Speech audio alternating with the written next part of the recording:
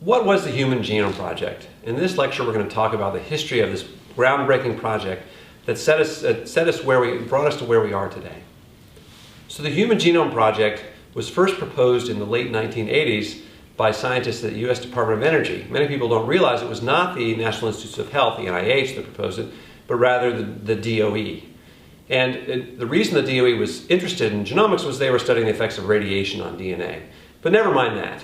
The project was proposed. Initially, it was considered to be extremely ambitious, and many scientists were actually against it. The idea was that it would be biology's Manhattan Project, by far the largest project of biology had ever taken on. But as scientists started to discuss it in the late 80s, it quickly gained momentum, and soon it was approved, and the NIH joined in, and then many other countries joined as well. So the project officially started in 1989 as a joint effort of the NIH and the DOE in the United States, plus many other countries. Outside of the US, the Sanger Center in England was the largest sequencing center. So the goal of the project was very simple. The human genome was 3 billion base pairs long. In the 1980s, sequencing was still very new technology. The automated sequencing that was available at the time was very slow and expensive. It was around $10 a base to sequence in the 1980s. So that was really expensive, and that would cost $30 billion. But the scientists who were proposing it said, well, we know things are getting faster and more efficient, so we're going to assume the prices will drop by a factor of 10, and we'll probably be able to sequence the genome for $1 a base. So they came up with an estimate of $3 billion, which is a number that has been widely reported as what the project cost, and is probably a bit of an overestimate because costs went down quite a bit more than that. But anyway, that was the goal: sequence all 3 billion base pairs in the human genome for $1 a base and finish it in 15 years by 2005. Now, one reason people were opposed to this was that we knew already at the time, and we certainly know very well now, that only about 1.5% of your DNA encodes proteins. So people said, well, most of the DNA they thought was just junk, was stuff that wasn't really biologically important or useful. We now know that that's not really true, but at the time it was widely believed that most of the sequencing would be dedicated to learning sequences that didn't really have any biological function or consequence. So some scientists who were opposed to it because they thought it would be a waste of time and a waste of money that would be better spent trying to target the genes in the genome. Nonetheless, the project took off and quickly gained momentum. So you might have heard about the Human Genome Project as a race. Well, in the early 1990s, it wasn't really a race. I'm going to get to that in just a few minutes. So the way the project started was that scientists around the world worked on what were called maps. So the idea of the project and the plan for the overall project from the beginning was that we would take large chunks of DNA. These were about 150,000 base pairs long. They were called bacterial artificial chromosomes, or BACs. So we take these chunks and we could grow those chunks up in E. coli bacteria, make as many copies as we wanted, and we could sequence those chunks and then stitch those pieces together. So this seems like, and that was because at the time the best we could do in terms of sequencing technology when we were sequencing DNA was to sequence little tiny fragments from a slightly larger chunk. And these bacterial artificial chromosomes, or BACs, were about the largest chunks people thought they could handle. So the real problem was, could you assemble those little tiny fragments or reads together? And we knew we could do it for 150,000 base pair chunks. So the problem, though, is if you have a bacterial artificial chromosome, it was easy to create these BACs, but you had to figure out where they went on the genome before you sequenced them. So the idea was to develop libraries, they were called, with hundreds of thousands or millions of BACs in them, then select those BACs, figure out where they went on the genome, and create a tiling path, basically aligning the pieces of BAC DNA across the genome. And then finally, when those maps were done, we would sequence the BACs. And the idea was this mapping would go on, the funders would fund that effort, and then sequencing, meanwhile, would get more efficient. And when we finally got around to sequencing, it would only be $1 a base. So that was the idea, and that was moving along steadily throughout the early 1990s, as well as technology development. But then something happened that kind of changed the game rather dramatically. In 1995, a small nonprofit research institute called TIGER, the Institute for Genomic Research, sequenced the first complete bacterial genome ever to be done, the genome of Haemophilus influenza, which is an infectious bacteria. This genome is about 1.8 million bases. It has 1,742 genes. And this project was led by Craig Venter, who was the founder of TIGER, and Hamilton Smith, a professor at Hopkins, who also was a Nobel laureate, is a Nobel laureate. So what was different? Why would this change things? This is a tiny genome. Bacteria are far smaller than humans, about 1,000 times smaller. What was different was that this was done through whole genome sequencing, whole genome shotgun sequencing, where you didn't create these maps, but instead you took the whole genome, you fragmented it, into many, many tiny pieces, tens of thousands of tiny pieces. Then you just randomly sequence those pieces, and by oversampling, that is by sequencing every part of the genome many times over, you could then use a computer program called an assembler to put it back together. And people had never done this for something on the order of a whole genome, even a whole bacterial genome before.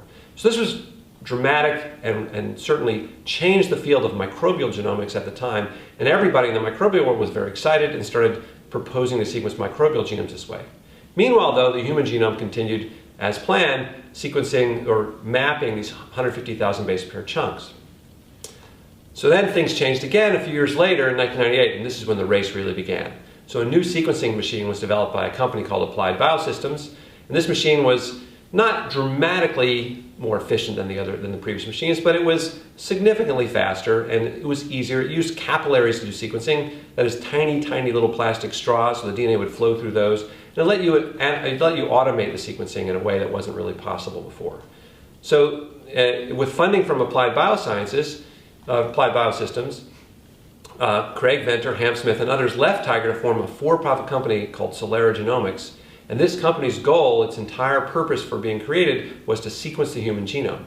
Not only were they planning to sequence the human genome, but what they proposed at the time was that they would do it through whole genome shotgun sequencing. That is, they would take the entire human genome, 1,000 times larger than a bacterial genome, they would break that up into lots of little pieces, millions and millions of little pieces, sequence those, and somehow assemble them back together to create the whole genome. Now this meant they didn't have to do the mapping. The mapping was still going on, the back mapping was still going on in the publicly funded Human Genome Project, but Celera wasn't going to do that. They were going to skip all of that and go straight to sequencing. So this certainly caused a kerfuffle, and a race began. So NIH, which had up until then had been funding 8 large centers in the US, merged its efforts into 3 even larger centers which still exist today. The Sanger Institute, or the Sanger Center at the time, ramped up their effort, and other groups in the public also did. And everyone in the public effort started accelerating their sequencing efforts. Now they were still doing back-by-back sequencing, but they started sequencing the backs much faster than they had been before. So this was really a race. Despite that, some people were skeptical about Celera's ability to assemble an entire animal genome using this whole genome shotgun sequencing technique. No one had really done it for anything larger than a large bacterial genome, which is millions of base pairs, not billions. However, soon after the formation of the company, Celera sequenced and published the complete genome of a fruit fly, Drosophila melanogaster. Now, Drosophila is about 130 million base pairs long, so still much smaller than human, about 20 times smaller, but much larger, about 20 times larger than any bacterial genome or than any genome that had been sequenced and assembled through the whole genome shotgun technique up to that time. So that was a success. It was published in 2000, and it proved that this whole genome shotgun technique could scale up by a factor of 20, and there was really no technical reason why it wouldn't scale up by another factor of 20, and in fact that's what eventually happened. So this really proved that Celera meant business, and it really spurred the public effort to accelerate their work even further. So the race really heated up in 1999 and 2000. In 1999, Craig Venter announced that Celera would finish their work by 2001. Actually, originally he announced 2003 because the public effort said they were going to finish in 2005. The public effort quickly responded by saying they would also finish in 2003. Then in 1999, Venter announced that Celera would finish, in fact, in 2001. And soon thereafter, within a matter of weeks, NIH and the Sanger Center announced that the public Human Genome Project would finish a draft genome by 2001 as well. So everybody was racing. Now, by the way, these are what the scientific leaders of the projects were doing. The actual people doing the work, I was one of those people, were mostly just panicking because we didn't really have any plan to finish that quickly, but we figured we would have to give it a shot. So in 2000, as the work really did seem to be getting close to completion for a draft genome, NIH, the Sanger Center, and Celera Genomics talked about publishing jointly. So there was a considerable effort to make this into one final project that everybody would say we all did together. However, in late 2000, those talks fell apart and 2 papers were planned. So that's what happened. In June of 2000, Bill Clinton and Tony Blair, the leaders of the US and the UK at the time, jointly announced the completion of the human genome, and you can see in this slide that Craig Venter is shaking hands with Francis Collins, who was the head of the Human Genome Research Institute at the time. So it was announced in the year 2000 that both groups were done and that it was a tie, and that's kind of how it played out. Now at this point the paper wasn't done, and in fact at the time of this announcement the genomes weren't done either.